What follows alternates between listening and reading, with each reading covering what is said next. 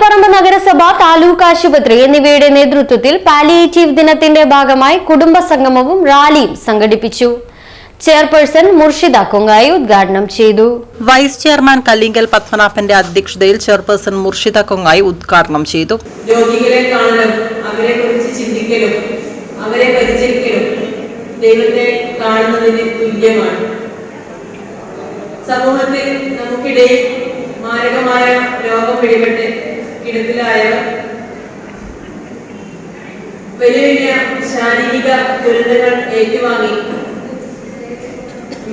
ഒന്നും ചെയ്യാൻ കഴിയാതെ വീട്ടിൽ തന്നെ കഴിഞ്ഞുകൂടുന്നവർ, അവരെയൊക്കെ കാണുമ്പോൾ തന്നെ നമുക്കറിയാം മനുഷ്യന്റെ അഹങ്കാരവും അതുപോലെ തന്നെ പല രീതിയിലുള്ള ആർത്തികളും ഇല്ലാതായി പോകും.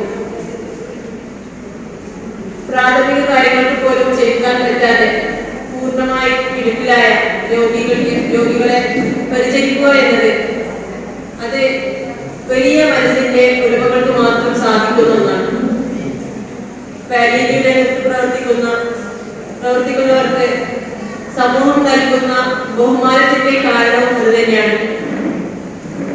പക്ഷേ ഈ ദിനം ഓർമ്മപ്പെടുത്തിക്കൊണ്ടേയിരിക്കുന്നത് ഇതൊരു പുണ്യ പ്രവൃത്തി എന്ന് തന്നെയാണ്.